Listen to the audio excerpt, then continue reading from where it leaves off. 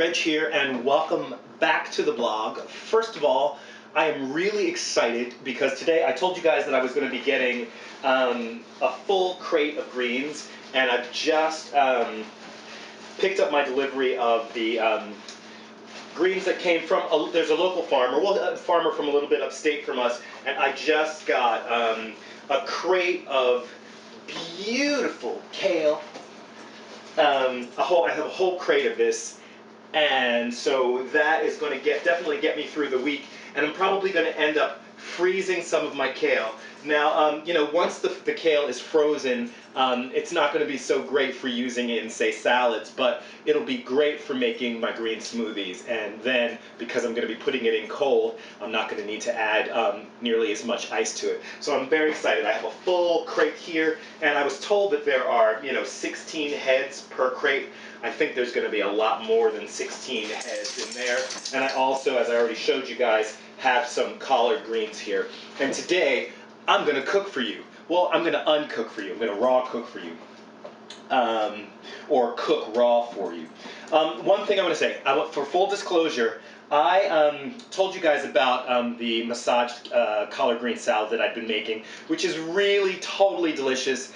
And I've been using this Annie's Naturals dressing as kind of a shortcut, because it says here that it is no artificial flavors, synthetic colors, or synthetic preservatives, made with goodness. Of course, that is, when you see that on a bottle, buyer beware, because then I looked on the back of it, and I see here that it contains something called xanthan gum.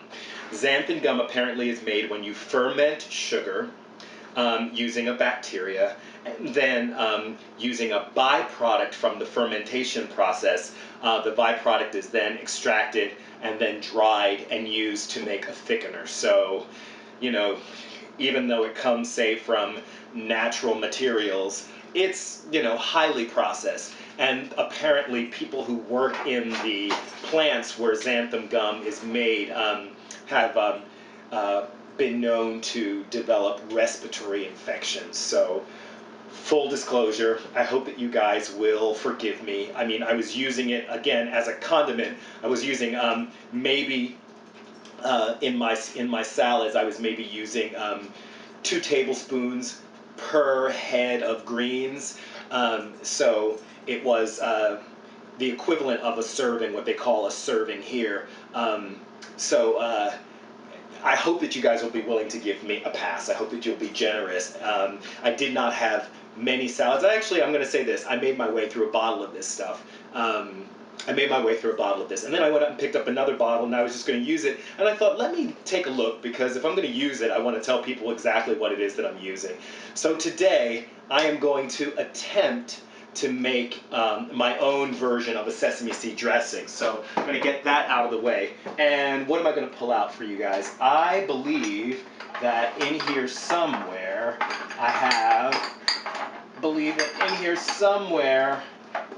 some sesame seeds. I have not soaked these sesame seeds. It probably would have been the best thing for me to soak them ahead of time, but I didn't do that today, so we're going to not have soaked sesame seeds. I hope that you all forgive me, but they all are raw and not toasted, which, by the way, the Annie's does use toasted sesame seeds. I'm going to be using today, what's that in my juice? I hope it's okay. Oh, it's like just some vegetable. I'm going to be using, it looks like I have 2/3 a cup of, I was going for a half a cup, but it looks more like I ended up with 2/3 a cup.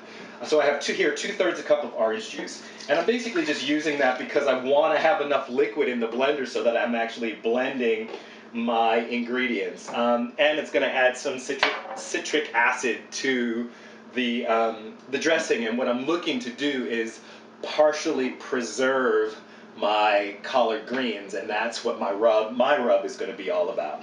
So I'm adding some orange juice as my citric acid. I'm also adding about 1/4 cup of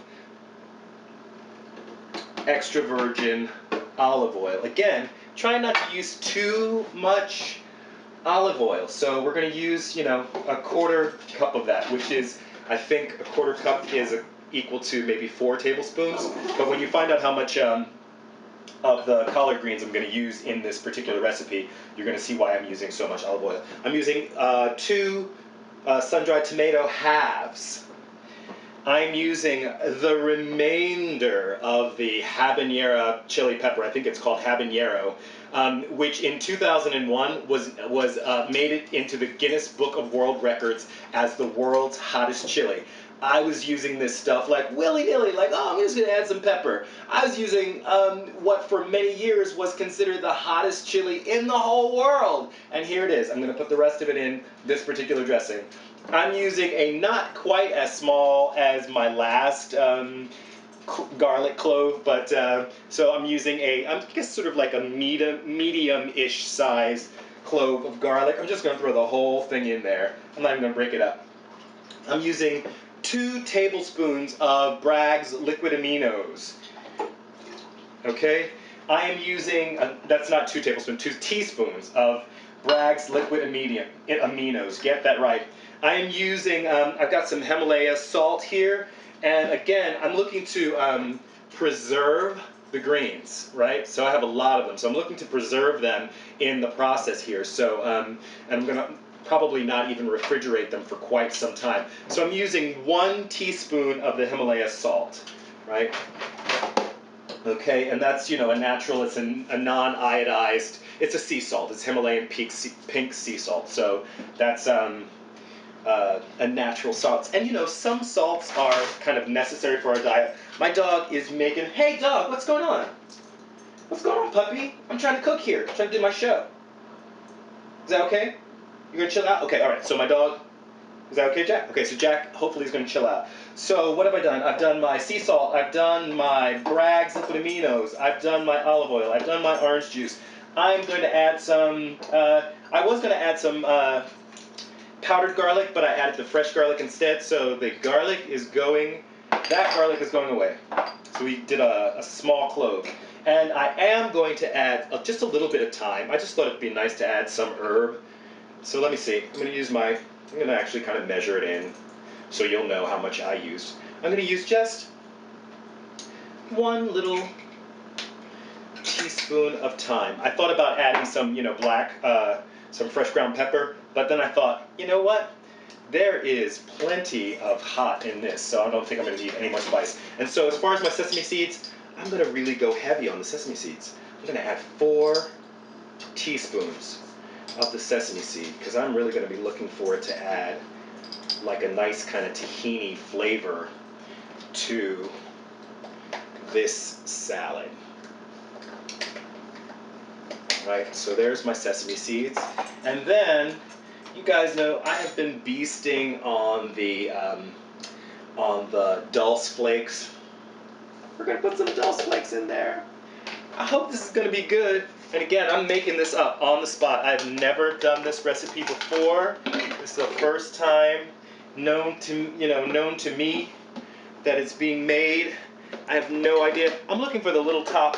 I'm constantly, look, when you guys are making your videos, I'm just going to put this out there. Probably most of you know, when you're making your video, make sure that you have like all of your stuff set up before you push the button. Okay, so I'm just going to use this to cover this up. And here we go.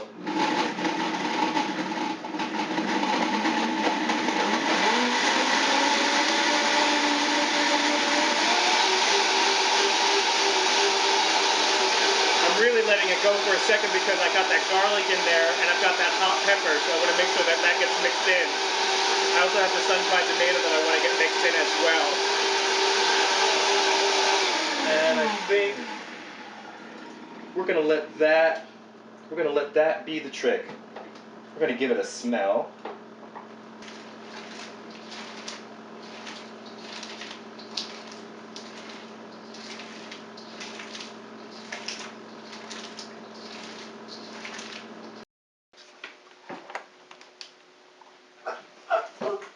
So I spent about 10 minutes breaking down these greens, and now I've transferred them to this little clear bowl. And the reason for transferring them to this bowl is I just want to be able to, store them with a lid. There's a lot less volume than they had when they were in that gigantic bowl. They were mostly able to fit in here. You can see there's just maybe a few left over, and I put them in this bowl. And here the thing is, you might be wondering, why don't I just go ahead and serve them now? I don't want to serve them yet. I want to wait.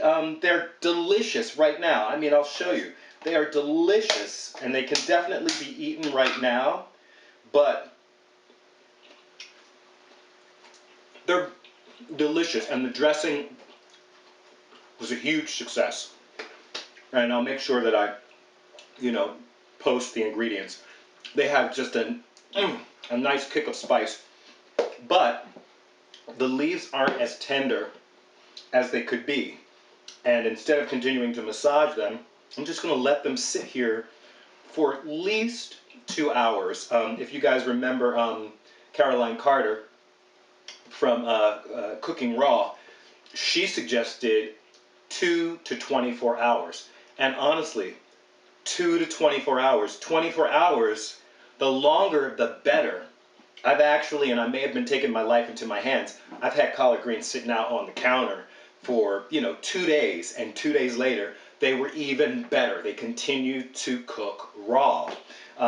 So there you go, a massaged collard green salad with our homemade spicy sesame dressing that we made with ingredients that I just kind of had hanging around the house with